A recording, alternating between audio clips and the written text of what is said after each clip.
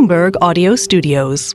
Podcasts, radio, news. The U.S. Special Counsel appointed to investigate claims of interference in the 2020 election filed updated charges against Donald Trump on Tuesday. With more, we've got Bloomberg News U.S. legal reporter Erik Larson. He's here in our Bloomberg Interactive Brokers studio. Talk about a surprise filing.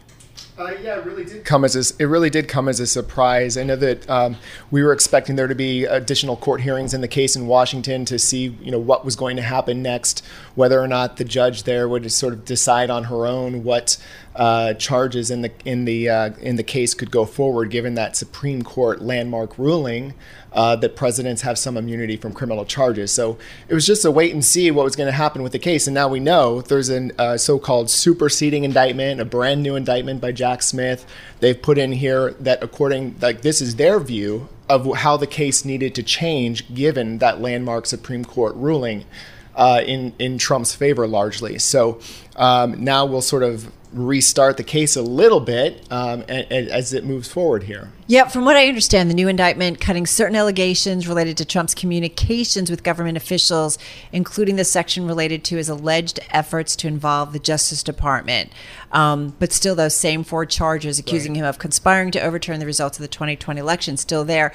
So is it the whole idea is to make it a stronger case for Jack Smith? I think the idea is to make it a case that when it returns to the Supreme Court, will survive the new scrutiny that they've put up there. So it's all going to boil down to whether or not everything in the indictment can be viewed as an official act or on the outer boundaries of an official act, or whether it's private conduct.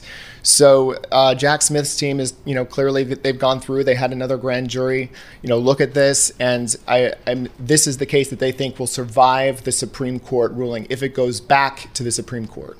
So what? Go ahead. Well, so what happens next? So what happens next? I don't know exactly for sure, but if I had to, because there's this little thing called an election going. Yeah. Well, there's no chance of a trial happening before the election at this point.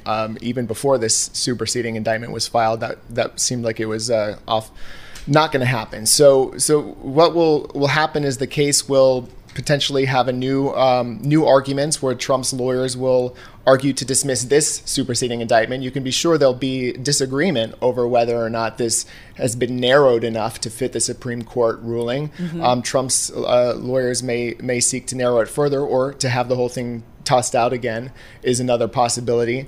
So it really remains to be seen if this ever does go to trial. Of course, plenty of people say if Trump wins, he will just have this case thrown out.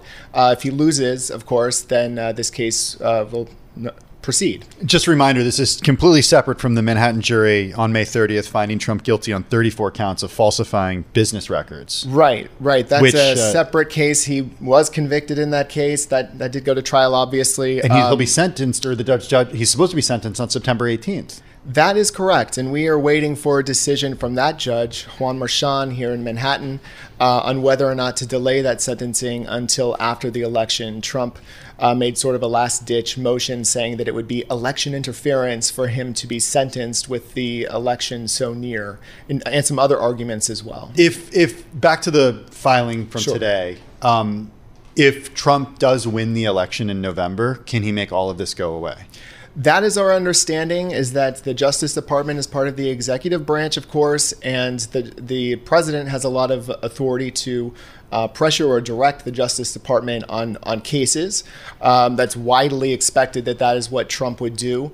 It's less clear exactly what steps he would have to go through to get there. For example, if an attorney general could theoretically challenge him on that. But again, this is a lot of hypotheticals, but certainly the legal experts that we've been speaking to for months now theorize that if Trump is elected, he would have this case tossed out. You're talking about the Jack Smith. Yes. I mean, this is...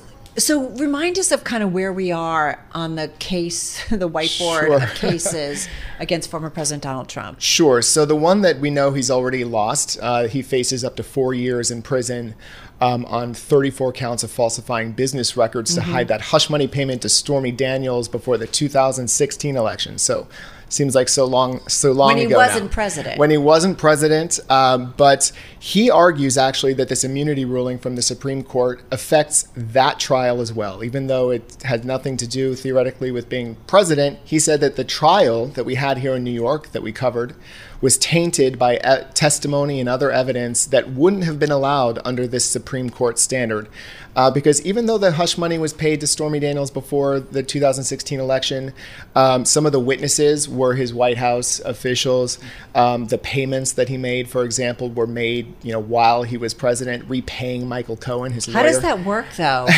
That's Well, pretty tricky. How does what work? Well, what he's saying is that some of the payments were when he was once in the White House, but initially the hush money happened before he was even president. It was made by Michael Cohen, $130,000, and then Cohen was definitely reimbursed. before the Supreme Court ruling on immunity. Right. I mean, it potentially is a long shot. The Manhattan District Attorney says there's no way this has any effect, and the verdict should not be thrown out. So we'll wait to see what happens with that. Of course, the other Jack Smith case, the federal case that was brought over Trump's taking of classified documents from the White House and his alleged obstruction of efforts to get them back, that was dismissed by Judge Eileen Cannon in Florida, and the special counsel is going to be appealing to try to get that case revived. Wasn't there, and there's also the Georgia case. There's the Georgia case.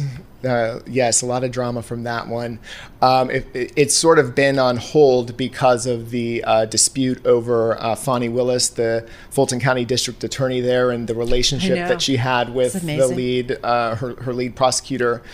And so there's been an effort to have her thrown out of the case, and I think we're just waiting for something to happen on that. So they have to straighten out the whole issue with that prosecutor before anything can happen again in that case. Unbelievable. Thank you so much. You're welcome. Thank you so much. That really puts it all in perspective and gets us up to date.